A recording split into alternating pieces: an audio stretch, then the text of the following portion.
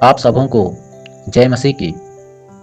आज हम लोग सीखेंगे मसीह में आने के बाद भी इंसान से पाप होता है तो क्या इस पाप में पड़े रहेंगे। आज बहुत सारे लोग मसीह में तो है और कहते भी है मैं मसीह हूँ, फिर भी उन लोग का जीवन में पाप होता है।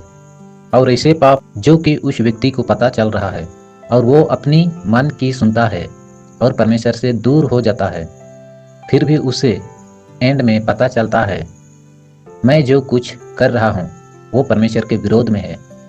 फिर वो परमेश्वर से माफ़ी मांगता है, तो फिर इतना गुनाह करने के बाद भी परमेश्वर उसे माफ़ कर देगा। आज इसके बारे में जानेंगे।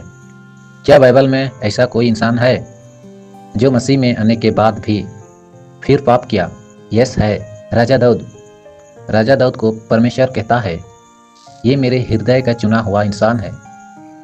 बचपन में ही शमूएल नबी के द्वारा उसे अभिषेक किया गया था, क्योंकि परमेश्वर के सामर्थ से ही गोलियत जैसे व्यक्ति को हराया था।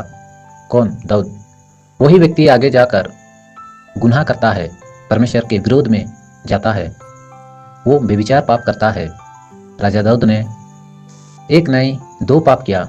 बैतशबा के साथ व्यभिचार पाप किया, फिर उसके पति यूरिया को भी उसने मरवा दिया एक जंग में।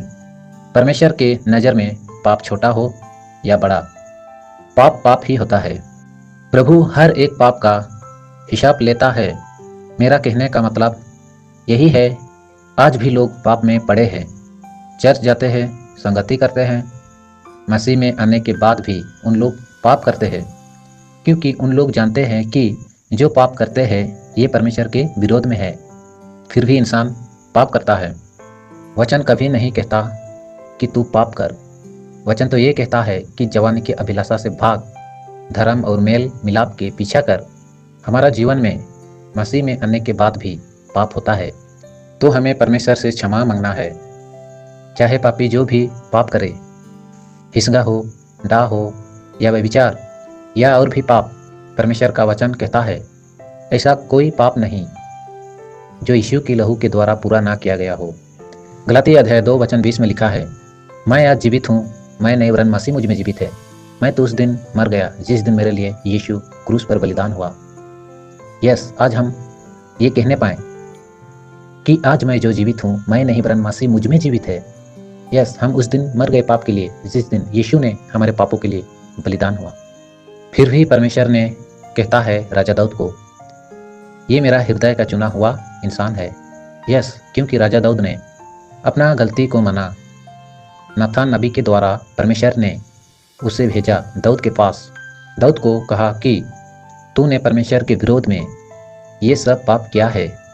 लेकिन राजा दाऊद ने नाथान नबी को कह सकता था, क्योंकि वो राजा था। एक राजा के घर में जाकर नाथान नबी ने जो दाऊद के साथ किया, जो उसका पाप को प्रकट किया, राजा दाऊद उससे बोल भी सकता था, पर ऐसा नहीं किया, क्योंकि दाऊद खुद जानता था जो भी मैं पाप किया हूँ वो परमेश्वर के विरोध में है। और वो घुटने में आया और परमेश्वर से माफ़ी मांगा। भजन संहिता 51 में लिखा है, हे परमेश्वर, अपने करुणा के अनुसार मुझ पर अनुग्रह कर, अपने बड़े दया के अनुसार मेरे अपराधों को मिटा दे, मुझे भली भांति धोकर मेरे अधर्म दूर कर। मैंने केवल तेरे ही विरोध पाप किया और जो तेरे दृष्टि में बुरा है वही किया, और मेरे सारे अधर्म के कामों को मिटा डाल। हे परमेश्वर, मेरे अंदर शुद्ध मन उत्पन्न कर, मुझे अपने सामने से निकाल ना दे और अपने पवित्र आत्मा को मुझसे अलग ना कर।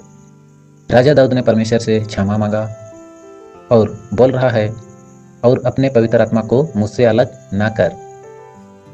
आज हमें वैसे ही हमें मसीह में आने के बाद भी पाप होता है तो हमें क्षमा मांगना है। तभी तो परमेश्वर का वचन कहता है, मैं तुम्हारे एक नहीं सारे अधर्म के कामों को मिटा दूंगा और उससे फिर से स्मरण ना करूंगा, यानी फिर से याद नहीं करेगा। प्रभु का वचन कहता है, जो कोई अपने अपराध को मान लेता है और छोड़ भी देता है उन पर दया की जाएगी। आमीन।